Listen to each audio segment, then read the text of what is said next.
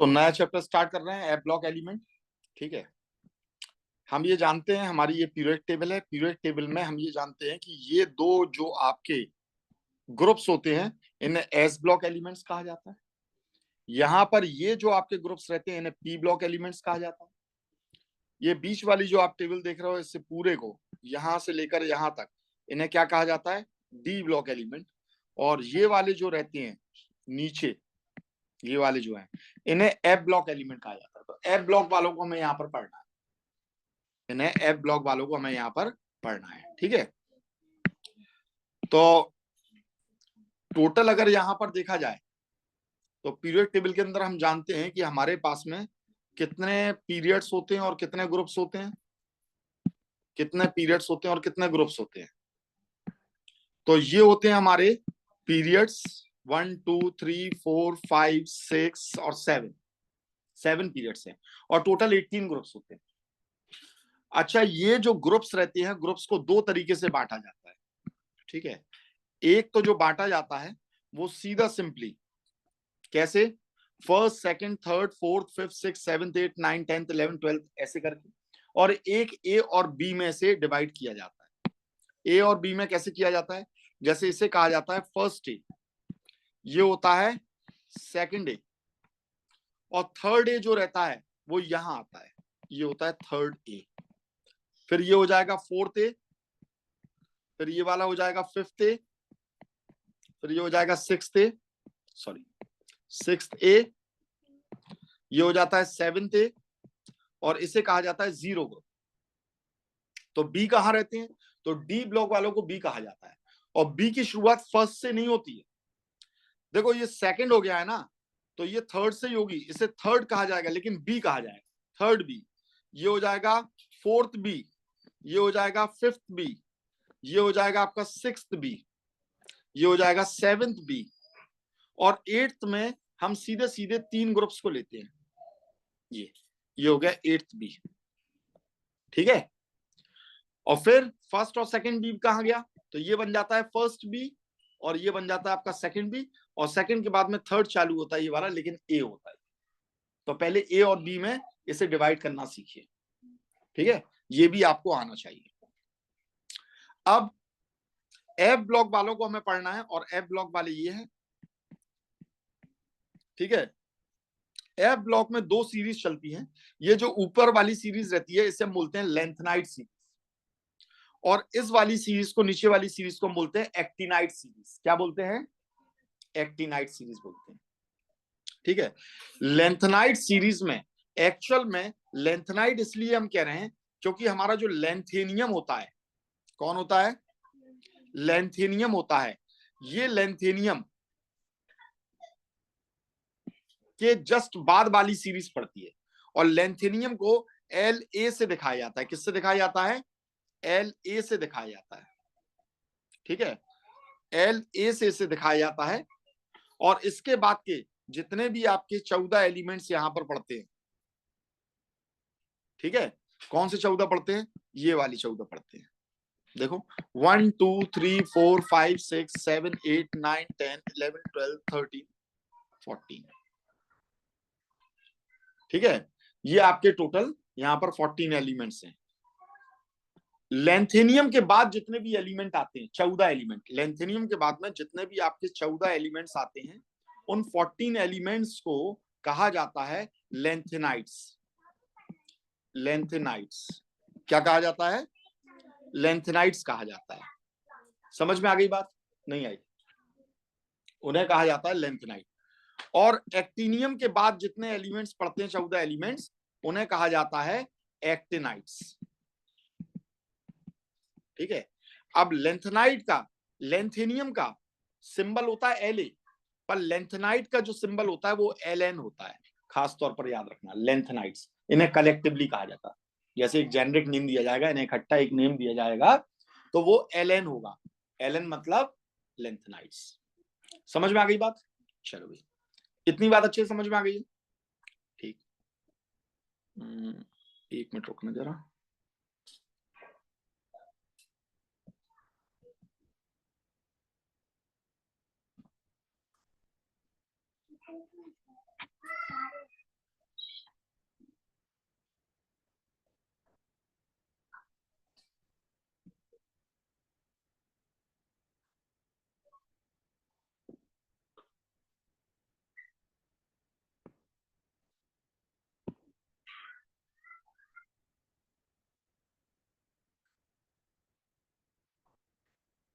71।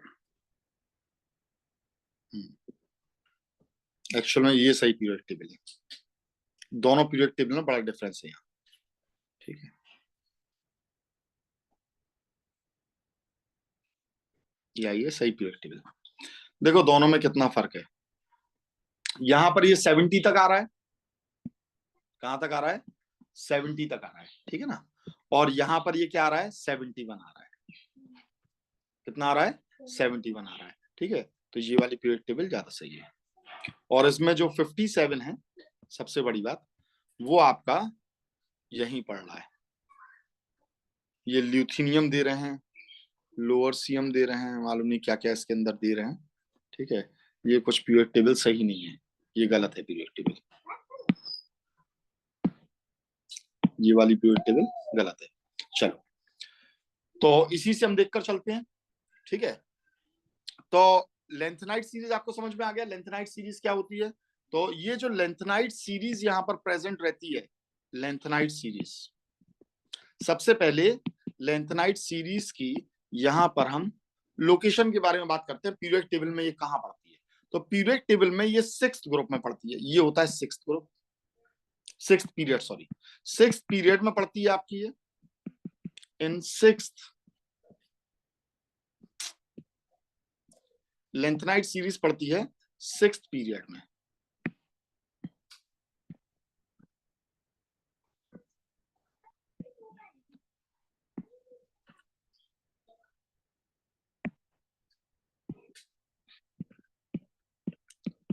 और अगर यहां पर हम ग्रुप के बारे में बात करें कि ग्रुप कौन सा रहेगा इसका, थोड़ा सा मिसबिहेव कर रहा है ये बहुत,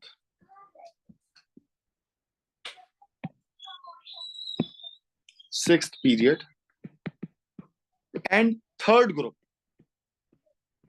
अब ये 3rd ग्रुप से क्या मतलब है, तो देखिए आप यहां पर देख रहे हैं, ये होता है 3rd बी ग्रुप, या सिंपली 3rd ग्रुप कहते से 1 2 3 4 में भी चलेंगे, ठीक है।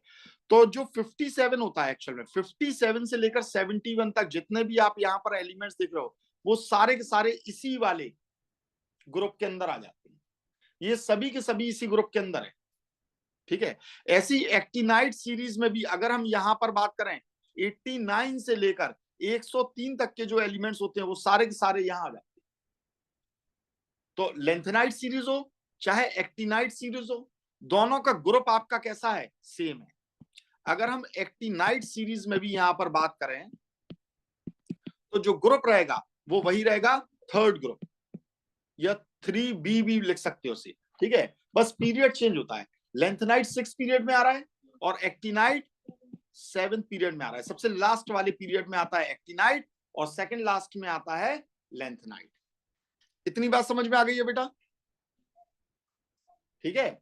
और एक्टिनाइट किसे बोलते हैं, एक्टिनियम के बाद वाले 14 एलिमेंट्स को, उन्हें एक्टिनाइट कहा जाता है। और लेंथेनाइट किन्हें कहा जाता है, किसे कहा जाता है, लेंथेनियम के बाद 14 एलिमेंट्स जो पड़ते हैं उन्हें हम क्या बोलते हैं, लेंथेनाइट्स बोलते हैं, ठीक है।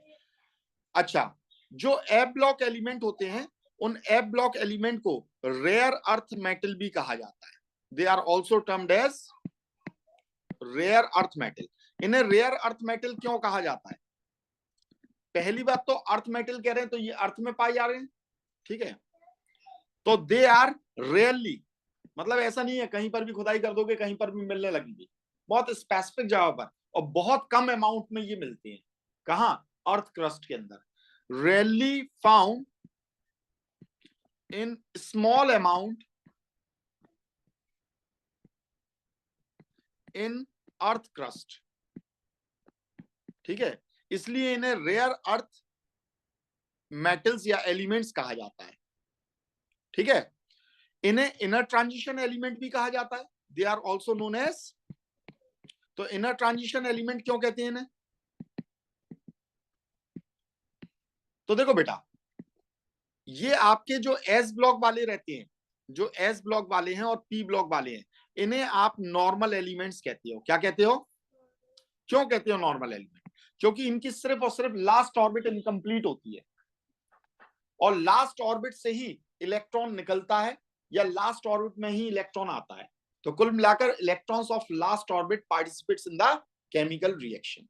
केमिकल रिएक्शन में सिर्फ लास्ट ऑर्बिट के इलेक्ट्रॉन्स ही पार्टिसिपेट करते हैं और लास्ट ऑर्बिट इनकी इनकम्प्लीट रहती है। डी ब्लॉक वालों के बारे में अगर हम बात करें तो इनकी लास्ट और सेकंड लास्ट ऑर्बिट दोनों इनकम्प्लीट होती है, और इलेक्ट्रॉन अगर पार्टिसिपेट करते हैं तो वो आपके इन दोनों से, लास्ट और सेकंड लास्ट से, ultimate and penultimate orbit से पार्टिसिपेट करते हैं।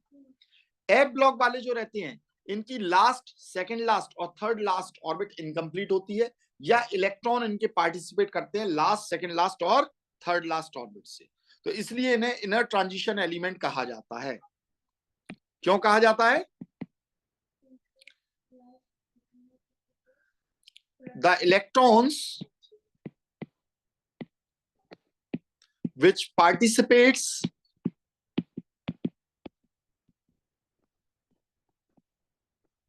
in chemical reaction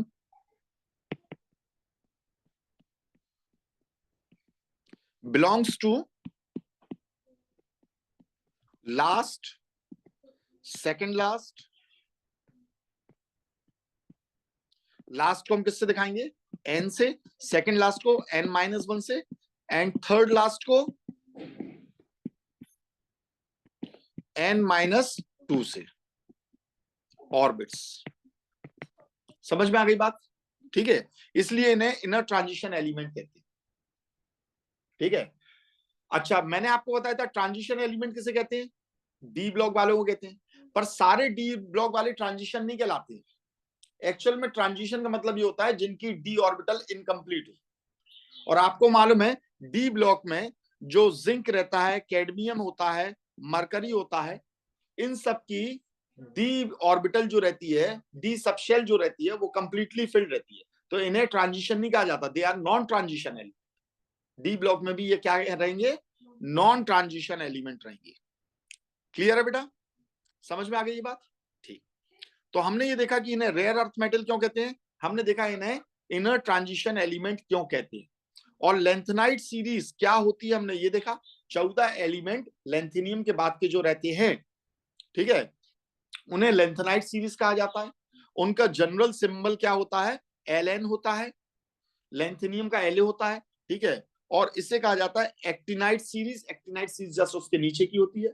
lanthanide series जो रहती है वो आपके कौन से पीरियड और कौन से ग्रुप में है? तो 6th पीरियड में है और 3rd ग्रुप में। एक्टिनाइट सीरीज 7th पीरियड में और 3rd ग्रुप में। उम्मीद है समझ में आ गई होगी ये बात।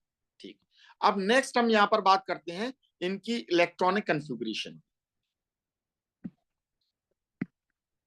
इलेक्ट्रॉनिक कॉन्फ़िगरेशन, तो सबसे पहले इलेक्ट्रॉनिक कॉन्फ़िगरेशन में जो हम बात करने जा रहे हैं वो बात करने जा रहे हैं लेंथेनाइट सीरीज की। लेंथेनाइट सीरीज की, ठीक है। अब लेंथेनाइट सीरीज में जो सबसे पहला एलिमेंट आएगा वो होगा लेंथेनियम, जिसका एटॉमिक नंबर होता है 57। और लेंथेनाइट सीरीज कहां से बनती है? 58 से बनती है। कहां से बनती है? तो लेंथेनियम को इसमें नहीं लेना है सीरीज में, लेंथेनियम के बाद वाले मैंने बोले हैं। तो लेंथेनियम की एक्चुअल पोजीशन क्या होगी? तो इसकी जो एक्चुअल पोजीशन होती है वो ये होती है। बात समझ में आ रही है? और एक्टिनाइट की एक्चुअल पोजीशन क्या होती है? ये होती है। इसका मतलब समझ रहे हो? जो लेंथेनाइट रहते हैं वो डी ब्लॉक एलिमेंट हैं। लेंथेनाइट डी ब्लॉक है, उसके बाद वाले जितने हैं वो एफ ब्लॉक है। कैसे? अभी मैं आपको बताऊंगा। एक्टिनाइट जो है वो डी ब्लॉक है, और एक्टिनाइट सीरीज वाले जितने हैं वो सब एफ ब्लॉक एलिमेंट होते हैं। ये खास तौर पर ध्यान रखना। इसीलिए लेंथेनियम यहां होता है, एक्टिनियम यहां होता है, और इसके बाद वाले एलिमेंट फिर यहां से चालू होते हैं यहां तक। 1 2 3 4 5 6 7 8 9 10 11 12 13 14 देख रहे हैं। जबकि इसमें देखो आपने यहां पर डाल रखे तो टोटल कितने हैं? 15 है। तो 15 तो होने नहीं चाहिए, ए ब्लॉक में तो 14 होना चाहिए। तो उन्होंने आपका एक कन्वीनियंस बनाने के हिसाब से कि भाई लेंथेनियम के बाद वाले। तो इसकी सही पोजीशन लेंथेनियम की कहां है? डी ब्लॉक में। एक्टिनियम की सही पोजीशन कहां है? डी ब्लॉक में। और इसके बाद वाले जो 14 रहते हैं यहां से लेकर यहां तक के, ये सब एफ ब्लॉक वाले हैं। ये यहां से लेकर यहां तक के 58 से 71 एंड कहां से 90 से लेकर 103 तक। क्लियर है? चलिए अब देखते हैं इलेक्ट्रॉनिक कॉन्फ़िगरेशन। सबसे पहले 57 की देखते हैं। 57 की इलेक्ट्रॉनिक कॉन्फ़िगरेशन क्या हो जाएगी, तो हम इसे भरकर देखते हैं। 1s2 2s2 2p6 3s2 3p6 4s2 3d10 फिर 4p6 फिर 5s2 फिर 4d10 फिर 5p6 फिर 6s2। टोटल कितने इलेक्ट्रॉन हो गए जरा देखें। 10 तो ये हो गए, 10 20 ये हो गए, 30 40 40 और ये हो गया 50 50 और 56। अभी भी आपका एक इलेक्ट्रॉन बचा हुआ है, और जब एक इलेक्ट्रॉन बचा हुआ है तो ये किस में आएगा, तो इसे आना चाहिए 4f1 में। 4f1 में बात समझ आई है? तो इसे आना चाहिए 4f1 में, पर ये होता नहीं है 4f1 में। जब हमने प्रैक्टिकली चेक किया, जब हमने यहाँ पर प्रैक्टिकली चेक किया, तो हमने ये देखा कि जो लैंथेनियम होता है La, इसका जो लास्ट इलेक्ट्रॉन होता है वो 4f1 में ना होकर ये 5d1 में होता है। तो अगर अफबाउ के हिसाब से देखें, तो अफबाउ के हिसाब से तो आपका यही रूल होता है भरने का। जिनकी एनर्जी कम होती है उन्हें हम पहले भरते हो, जिनकी एनर्जी ज्यादा होती है उन्हें बाद में भरते हैं। तो कायदे से 4f की एनर्जी क्या है, कम है, इसे पहले भरना चाहिए, और 5d की एनर्जी ज्यादा है तो इसे बाद में भरना चाहिए। पर नहीं, ये यहां पर ऐसा भर रहा है। तो ऐसा भर रहा है तो फिर इसका क्या रीजन देंगे हम? भाई यहां पर ये 4f1 से ये इलेक्ट्रॉन निकलकर कहां पहुंच गया है, 5d1 में पहुंच गया है। तो इसका क्या रीजन है? तो बस हम यही कह सकते हैं कि 5d1 की एनर्जी कम है, किससे, 4f से। क्यों है, क्या है, ये नहीं मालूम। ये हमने प्रैक्टिकली देखा कि प्रैक्टिकली ये इसका कॉन्फ़िगरेशन होता है, और ये था अकॉर्डिंग टू अफबाउ प्रिंसिपल।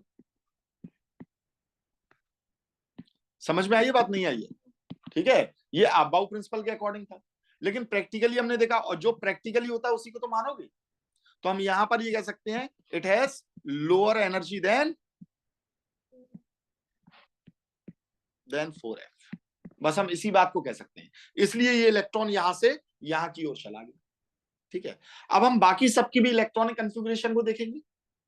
ठीक है, और क्योंकि ये देखो 5d1 में चला गया, इसीलिए मैंने कहा लेंथेनियम क्या है, डी ब्लॉक है। ये क्या है, डी ब्लॉक एलिमेंट है, ये एफ ब्लॉक नहीं है। इसीलिए लेंथेनियम की पोजीशन कहां होनी चाहिए, डी ब्लॉक में, यहां होनी चाहिए, यहां नहीं होनी चाहिए इसकी पोजीशन। एक्टिनियम की भी यहां नहीं होनी चाहिए, ये भी कहां होनी चाहिए, डी ब्लॉक में, और डी ब्लॉक में होती ही है। ठीक है, अब देखो लेंथेनियम से पहले अगर हम एक्सी को देखें तो एक्सी का एटॉमिक नंबर कितना होता है, 54 होता है, हमें साफ साफ दिखाई दे रहा है। तो हम एक काम करते हैं, इसकी इलेक्ट्रॉनिक कॉन्फ़िगरेशन को हम थोड़ा सा शॉर्टकट कर लेते हैं। कैसे शॉर्टकट करते हैं, हमने ये लिखा लेंथेनियम, एटॉमिक नंबर 57। ठीक है, और उसका कितना है, 54 है। किसका है 54, ज़ेनन का है। तो हमने ज़ेनन को ऐसे लिख लिया। अब 54 यहां से गिन लेते हैं, 54 कहां तक पढ़ेंगे, तो फिर से वही बात, 10 10 20 10 30 10 40 40 और कितना हो गया आपका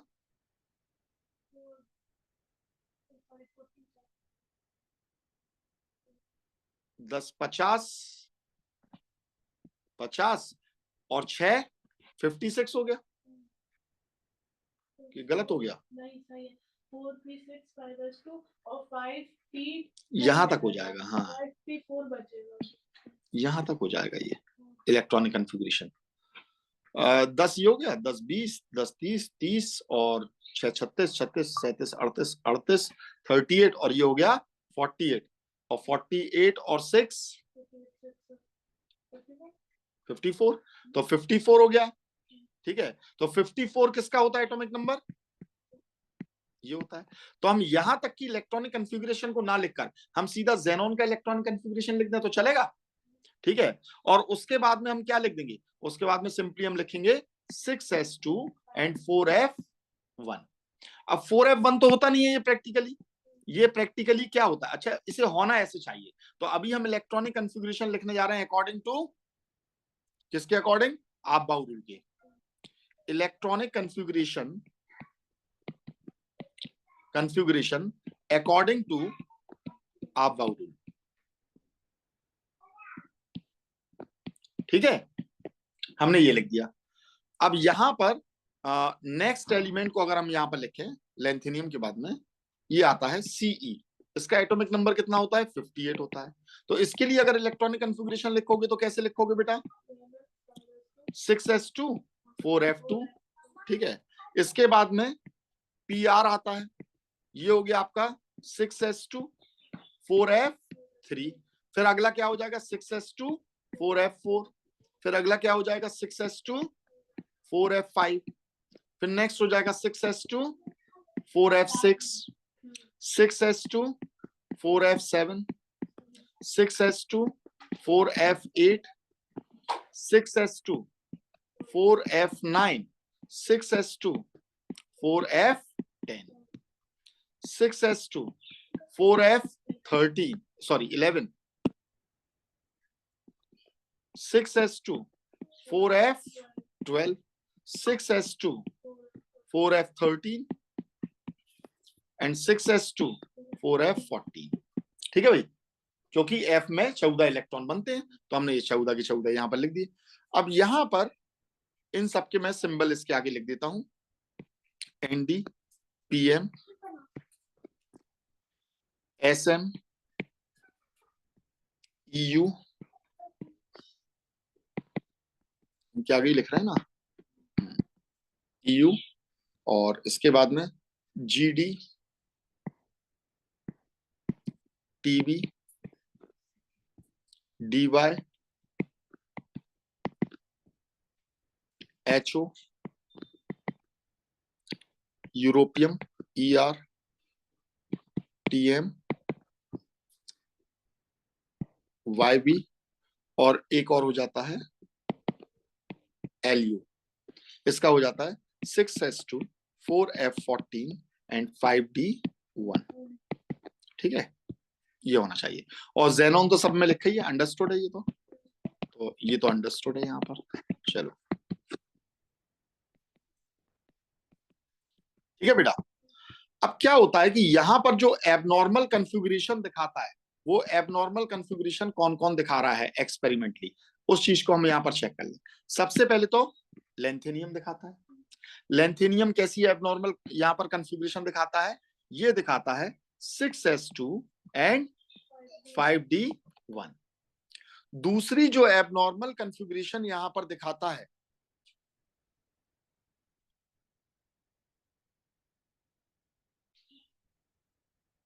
वो किसकी होती है?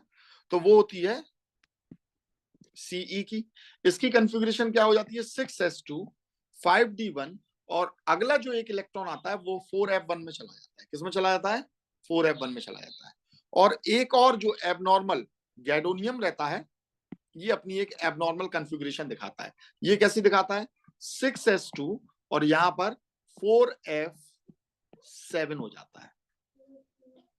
क्यों हो जाता है? हाफ फिल्ड की वजह से। हाफ फिल्ड फुल फिल्ड की वजह से ये सारी चीजें हो जाती हैं यहाँ पर।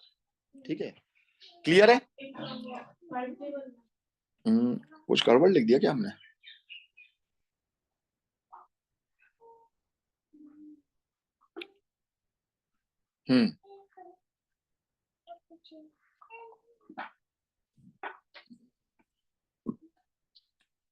पहले इनके एटॉमिक नंबर अपन लिख लें।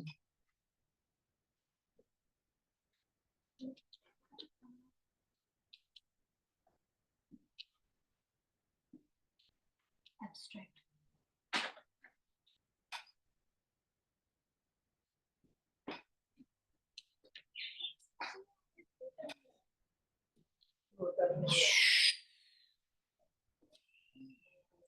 $58, $59, $60, $61, $62, $63, $64, $65, $66, $67, $68, $69, 70 और ये हो गया आपका 71। ठीक है, तो इसकी जो इलेक्ट्रॉनिक कन्फिग्रेशन रहती है ये होती है 6s2 4f7 एंड 5d1। एक इलेक्ट्रॉन 4f से निकलकर किसके अंदर पहुंच जाता है 5d में। क्यों? क्योंकि आपका ये कैसा होना चाहता है, ये आपका हाफ फिल्ड होना चाहता है, हाफ फिल्ड। तो इसका रीजन अपन दे सकते हैं, पर ऊपर वालों का रीजन सटीक रीजन नहीं है, बस हम एक्सेप्शन कहकर इसे छोड़ देते हैं। ठीक है, या जो भी रीजन है तो वो आपके बियॉन्ड है। ठीक है, उम्मीद है समझ में आ गई होगी ये बात। ठीक है, तो ये तीन जो रहते हैं ये आपके एक्सेप्शन को यहां पर शो करते हैं। तो बाकी का नॉर्मल इलेक्ट्रॉनिक कन्फिग्रेशन लिखना आसान है। ठीक है, अब अगर इसका आपको इलेक्ट्रॉनिक कन्फिग्रेशन कभी कभी ये भी पूछ लिया जाता है, वो ये कहते हैं Ln+3। इसका मतलब क्या हुआ, लेंथेनाइड के +3 आयन का इलेक्ट्रॉनिक कन्फिग्रेशन लिखिए। तो लेंथेनियम के नहीं कहा है उन्होंने, किसका कहा है, लेंथेनाइड। पूरी सीरीज का इलेक्ट्रॉनिक कन्फिग्रेशन कहा है। तो यहां पर जब इलेक्ट्रॉन निकालोगे तो इलेक्ट्रॉन हमेशा कहां से निकालोगे, आउटर मोस्ट ऑर्बिट से निकालोगे। और आउटर मोस्ट ऑर्बिट कौन सी है, ये। तो 3 इलेक्ट्रॉन निकालना है तो ये दोनों ही निकाल दोगे आप, 6s2 से और 4f1 से। ठीक है ना। और सीजियम में अगर आप सॉरी सीजियम बोल रहा हूं, सी से अगर आप इलेक्ट्रॉन निकालते हो तो पहले यहां से निकालोगे और फिर एक यहां से निकालोगे, तो क्या बचेगा 4f1। क्या बचेगा 4f1। तो यहां पर अगर सी का इलेक्ट्रॉनिक कन्फिग्रेशन देखोगे, क्योंकि लेंथेनाइड सीरीज तो यहीं से चालू होती है, तो ये क्या हो जाएगा XC एंड 4f1। इसके बाद का जो नेक्स्ट रहेगा PR है, ND है। अगर इनके इलेक्ट्रॉनिक कन्फिग्रेशन के बारे में हम बात करते हैं तो ये क्या हो जाता है 4f2, ये क्या हो जाएगा 4f3, 4f4, 4f5, 4f6। तो इस तरीके से आप इसके इलेक्ट्रॉनिक कन्फिग्रेशन को बड़ी आसानी से लिख सकते हैं। समझ में आ गई बात। +3 वालों को बड़े आसानी से आप लिख सकते हैं। मेरे ख्याल से इसे लिखने में आपको कोई भी परेशानी नहीं आनी चाहिए। अब आपको सीधा सीधा नंबर ही तो चलाना है। ठीक है, और यहां भी आप इलेक्ट्रॉनिक कन्फिग्रेशन लिखोगे तो XC करके याद रख लो, 6s2 4f1। और ये तीन आप एक्सेप्शनल केस देख लो बस अच्छे से, ये 3 एक्सेप्शनल केस देख लो, और बाकी आप इलेक्ट्रॉनिक कन्फिग्रेशन को बिल्कुल आप बाहु के हिसाब से बनते जाओ। तो कोई उतनी खास ज्यादा परेशानी इसके अंदर नहीं होनी चाहिए। समझ में आ गई बात। ठीक है, तो बाकी बात अपन करेंगे कल।